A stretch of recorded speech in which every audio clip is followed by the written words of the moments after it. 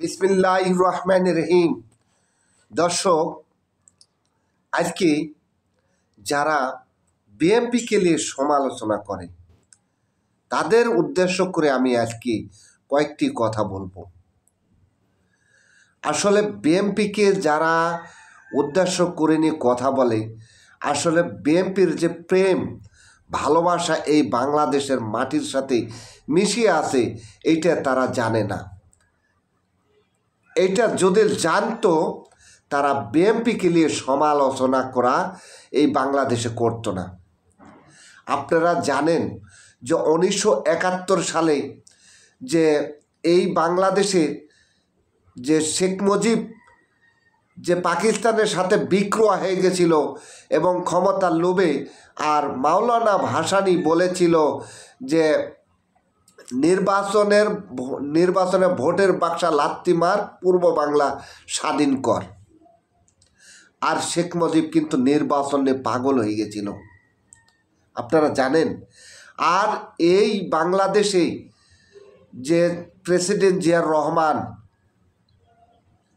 নিজের অস্ত্র দিয়ে নিজের জীবনকে উৎসর্গ করে এই বাংলাদেশে যুদ্ধ করে এই বাংলাদেশ স্বাধীন করেছে, এবং স্বাধীন তো করেছে আবার এবং ঘোষণাও দিয়েছে। 26শে মার্চ চট্টগ্রাম বেতার কালুরঘাট থেকে ঘোষণাটা দিয়েছিল, এই বাংলাদেশ স্বাধীন করেছিল। আবার এই যে বেগম খালেদা জিয়াকে যারা কুটরি করে কথা বলে, আসলে খালেদা সম্পর্কে যদি জানতো, বুঝতো, খালেদা জিয়ার একটি ভালোবাসা সেই বাংলার মাটি। আর এই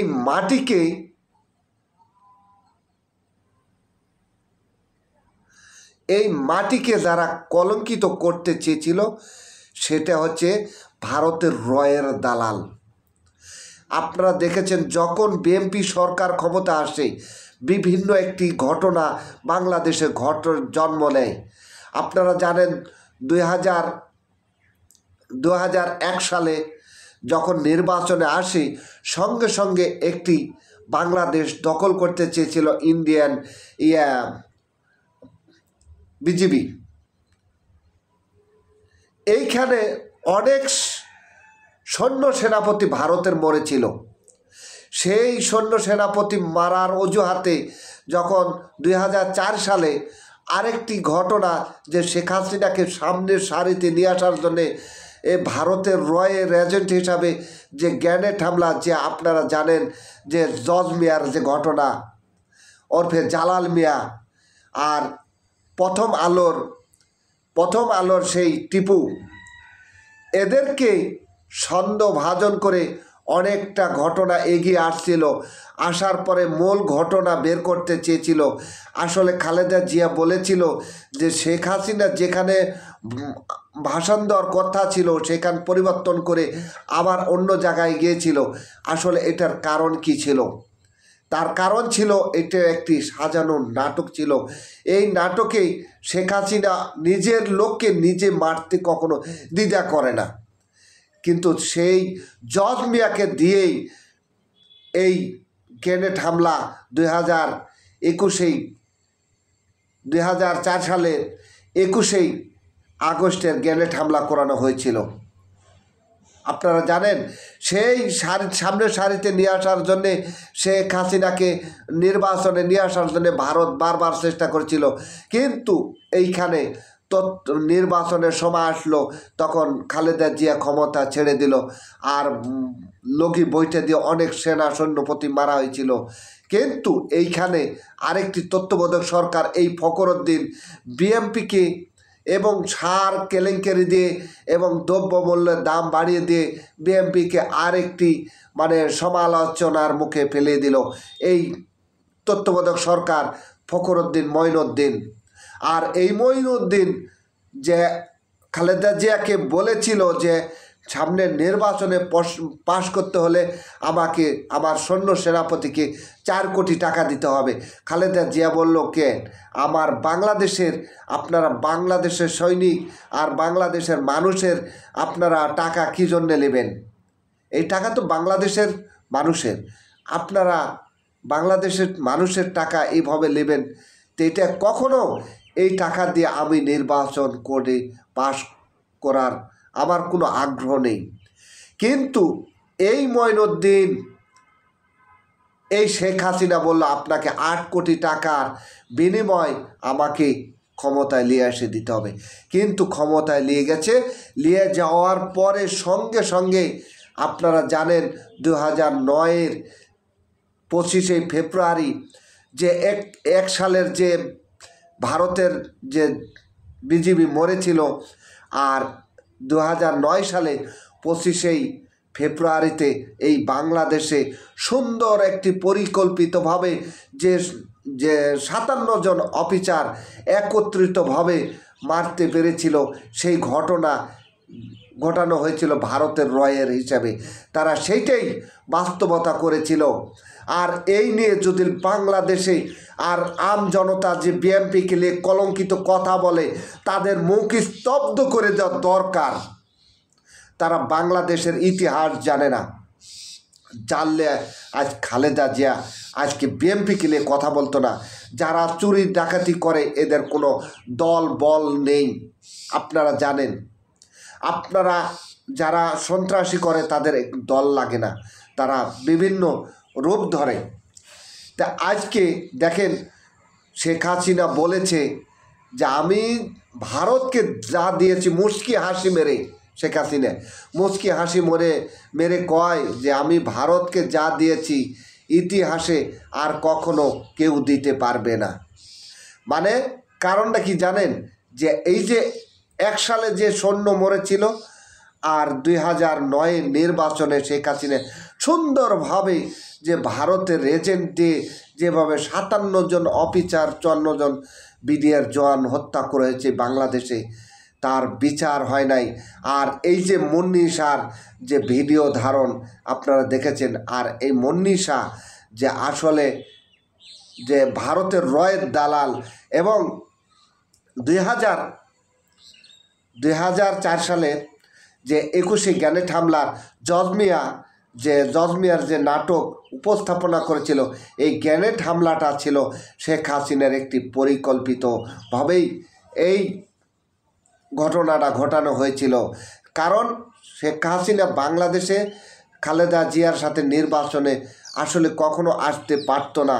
কিন্তু এই ঘটানোর পরে শেখ হাসিনা যখন মঞ্চের ভাষণ সব কিছু দেওয়ার শেষ, তখন বিভিন্ন ধরনের সেখানে গ্রেনেড না, আগে বোমা হামলা করানো হয়েছিল। তারপরে মানুষ চলে যাওয়ার পরে 2-1টি গ্রেনেড ফোটানো হয়েছিল। সেই 13টা গ্রেনেডের মধ্যে 11টা ফোটানো হয়েছিল। এরকমও ঘটনা মিডিয়াতে দেখেছি। এবং শেখ হাসিনাকে হত্যা করার জন্য গুলিও মেরেছিল। তার গাড়িতে আসলে ব্লাড পেপার আসলে এমনভাবে যার গাড়ির চিহ্ন হয়েছিল, সেই গাড়িটাও পোড়ানো হয়েছিল। আজকে বাংলাদেশে যারা খালেদা জিয়াকে এবং বিএনপিকে নিয়ে কথা বলবে, তার মুখ আসলে বন্ধ করে দেওয়া দরকার। আর এই উপদেষ্টারা আজকে নির্বাচনের নাম করে তারা পায়তারা করছে। আর এই যে ছাত্র উপদেষ্টা এই শারজিন আব্দুল্লাহ নাহিদ আপনারা দিয়ে আর বিএনপিকে অপকর্ম করাচ্ছে। এই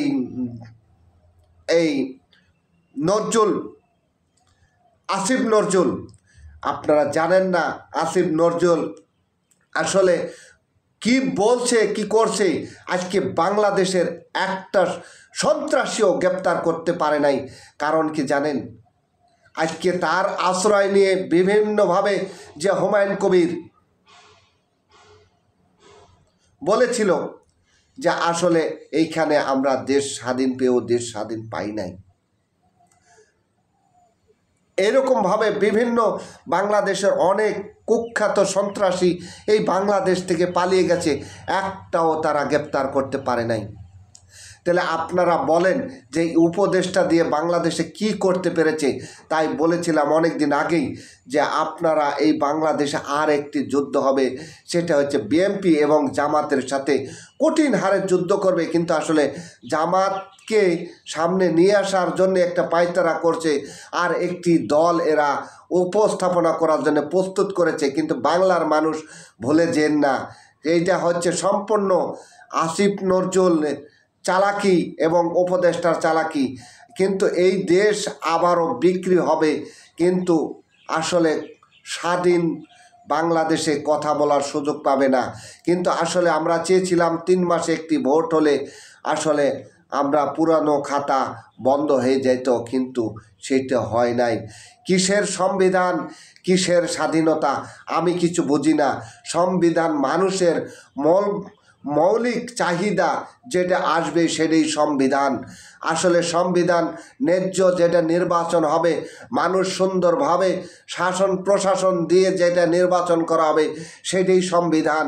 আসলে 71-এ কী সংবিধান লেখা আছে, শেখ হাসিনার কী সংবিধান লেখা আছে, এখানে আমি ওই সংবিধানের কথা বলি নাই। আপনাদেরকে উপদেষ্টা বানানো হয়েছে, আপনারা একটা তদন্ত করে একটি নির্বাচন করবেন, সেটাই হচ্ছে সংবিধান। আপনারা সেই সংবিধান লঙ্ঘন করেছেন। এইটা হচ্ছে সংবিধান লঙ্ঘন। আসলে যখন নির্বাচন বাংলাদেশে একটি লিখিত দলিল আর একটি অলিখিত দলিল, যেটা লিখিত দলিল করা হবে যে চুরি ডাকাতি নয় এবং প্রশাসনের মাধ্যম দিয়ে সুন্দরভাবে ভোটের উপস্থাপনা করাই হচ্ছে একটি সংবিধান। আসলে 71-এ কী সংবিধান আছে, কার কী সংবিধান আছে, আমরা এটা বুঝতে চাই না। আর আমরা চাই নতুনভাবে সুন্দরভাবে বাংলার ইতিহাস যখন নতুন হয়েছে, সংবিধানও এরকম নতুন হবে। কিন্তু নির্বাচনের নামে আপনারা যে ক্ষমতায় দখল করবেন, এইটা কখনো বাংলাদেশের মানুষ মেনে নেবে না। ধন্যবাদ দর্শক, ভিডিওটা ভালো লাগলে অবশ্যই লাইক শেয়ার করবেন। এই কিন্তু উপদেষ্টারা অনেক চালাকি করছে। আজ বাংলাদেশের যারা রক্ত প্রাণ দিয়েছে তাদেরকে কোনো সহযোগিতা করেনি, সেটা আপনারা দেখছেন। আর ছাত্ররা, আপনারা ভুলে যেন না আমার এই ভিডিও দেখে, তাদের কথায় বিশ্বাস করলে আপনারা মরবেন, কিন্তু তারা কোন পথে হাঁটছে সেটা আপনারা চিন্তা করেন। আপনারা যে শারজিন আবদুল্লাহর কথা শুনছেন, এই শারজিন আবদুল্লাহর কথা শুনে আপনারাও কিন্তু বিপদে পড়বেন একসময়। আমি বললাম এই কথাটা, কারণ আজকে সচিবালয়ে আগুন লেগেছে। আসলে আগুন লেগেছে না লেগে দেওয়া হয়েছে? আগুন এখানে লেগে দেওয়া হয়েছে, কারণ এইখানে যারা আজকে বাংলাদেশের যে কুখ্যাত সন্ত্রাসী, যারা মানুষ এই ছাত্রদের উপর, নিরীহ ছাত্র মানুষের উপর হামলা করেছিল, তারা সুন্দরভাবেই বাংলাদেশ থেকে সুন্দরভাবে বের হয়ে চলে গেছে অন্য রাষ্ট্রে। আপনারা কিভাবে ভাববেন যে এই বাংলাদেশে সুষ্ঠু রাজনীতি, সুষ্ঠু উপদেষ্টারা পরিচালনা করছেন? কখনো না। এই ভিডিওটা যদি ভালো লাগে অবশ্যই লাইক শেয়ার করুন। আমি অনেক ভিডিও দেখেছি, কিন্তু তারা অনেক পায়তারা করছে। পায়তারা করে লাভ হবে না। কিন্তু আজ পর্যন্ত যে সাংবাদিকগণ মিথ্যা প্রচার করে, এই যে প্রথম আলো, আসলে কাউকে গ্রেপ্তার করে নাই, তাদের উপর মামলা করা হয় নাই। কারণ এই ভারতের রয়ের দালাল এখনও এই বাংলাদেশে রয়েছে, তারা এখনও সেই পরিচালনা করতেছে। আসলে সেটাই আপনারা দেখতে পাচ্ছেন। ভাই, বিএনপিকে ভুল বোঝেন না, বিএনপিকে কখনো সন্ত্রাসী বলবেন না, কারণ সন্ত্রাসী আগেও করেছে, এখনও করেছে, কিন্তু সন্ত্রাসের কোনো দল নাই। কিন্তু যারা বিএনপির নামেই অপকর্ম করবে তাদেরকে আপনারা আইনের হাতে সোপর্দ করবেন। আমি রুহুল কবির রিজভীকে বলছি যে, এবং মির্জা ফখরুল সাহেবকে বলছি, আপনারা দেশ পরিচালনা করতে হলে একটি সুন্দর সাহসের হাতে এই অর্পিত করবেন। যদি সামনে ক্ষমতায় বিএনপি যায়, তাদের হাতে ক্ষমতা দেওয়ার চেষ্টা করবেন। কিন্তু লোভ লালসা দেশ থেকে পালিয়ে যাওয়া, যেমন ব্যারিস্টার আমিনুল ছিল বাংলাদেশের, যে রাজশাহীর সেই 1 আসনের, আসলে সেই ভণ্ড আমিনুল ছিল সেই ব্যারিস্টার। এদের মতন আর কখনো যেন বাংলাদেশের এইরকম ধরনের যে লোকের হাতে আর ক্ষমতা দেখতে চাই না। ক্ষমতা চাই দেশপ্রেমে যারা আহত নিহত হয়েছে তাদেরকে এই বাংলাদেশের আসলে ক্ষমতা দেওয়ার চেষ্টা করবেন। আমি বললাম যারা বাংলাদেশে আগেও কথা বলছে, এখনও কথা বলছে, জীবন দিয়েছে, তাদেরকে নিয়ে ভাববেন আপনার একটি সুন্দর একটি রাষ্ট্র গড়ে পরিচালনা করতে পারবেন। এদের আসলে এই যে চরমোনাইরা বলেছিল, আসলে চরমোনাই আওয়ামী লীগের দালাল। এই যে জামাত বিএমপি, আজকে জামাতেরা যে বিএমপিকে অপকর্ম করছে, আসলে বিএমপিকে অপকর্ম কথা বলা জামাতের উচিত হয় নাই। আমি বলবো তারা ভুল পথে এবং বিএমপিকে দোষারোপ করছে। তারা ক্ষমতা যাওয়ার জন্যে মরিয়া উঠেছে, কিন্তু উপদেষ্টারা একটি চাল করেছে, কিন্তু এই জামাতকে দিয়ে আবার একটি নৈরাজ্য করার একটি পায়তারা করছে, বিএনপির সাথে আরেকটি যুদ্ধ বাঁধানোর চেষ্টা করছে। কিন্তু এখানে জামাত কখনো এই সমর্থন করবে না ভারতের রয়ের দালালেরা। আপনারা কথাটা মনে রাখেন। এই জামাতকে দিয়ে আর এই জামাতের লোককে ফুসিয়ে দিচ্ছে যে আসলে দেখেন যে আওয়ামী লীগের টুপি দাড়িওয়ালা আওয়ামী লীগ আছে না, তারা এখন বলছে যে আমরা কখনো বিএনপিকে ভোট দেবো না, আমরা জামাতকে ভোট দেব। এরকম কথা বলে আজকে জামাত বিএনপির মধ্যে এমন একটি ফাটল ধরা দিচ্ছে। এইটা যদি যারা করবে তারা অতীতের কথা যদি ভুলে যায়, আসলে কখনো এই দেশ আসলে কখনো স্বাধীন হবে না। তারা যদি ভুলে যায়, এই আগের কথা যদি একত্রিত যদি নাও হয়, ভবিষ্যতে বিপদ রয়েছে। আমি বললাম আপনাদের ভবিষ্যৎ বিপদ হয়েছে এবং জামাতেরও বিপদ হবে, বিএনপিরও বিপদ হবে যদি এই ভুল সংশোধন করে যদি একত্রিতভাবে না আসে এবং কাদা ছড়াছড়ি বন্ধ করেন। জামাতকে বলবো কাদা ছড়াছড়ি বন্ধ করেন, বিএনপিকে বলবো কাদা ছড়াছড়ি বন্ধ করেন। আপনারা এক হন, এখনও সময় আছে। যারা নির্বাচনের ক্ষমতার লোভে আসলে ভুলে যাচ্ছেন, কিন্তু এটা কখনো সভা পাবে না। কিন্তু আরেকটি বাংলাদেশে যুদ্ধের আশঙ্কা দেখা দিচ্ছে, সেটা কিন্তু আপনারা ভুলে যেন না। ধন্যবাদ। ভিডিওটা অনেক লম্বা হলো ভাই, এই ভিডিওটা শুনবেন ভাই, আপনারা এই ভিডিওটা শুনে আপনারা অবশ্যই ভালোই লাগলে লাইক শেয়ার করবেন। ধন্যবাদ। আসসালামু আলাইকুম দেশবাসী, ধন্যবাদ। বাংলাদেশ জিন্দাবাদ।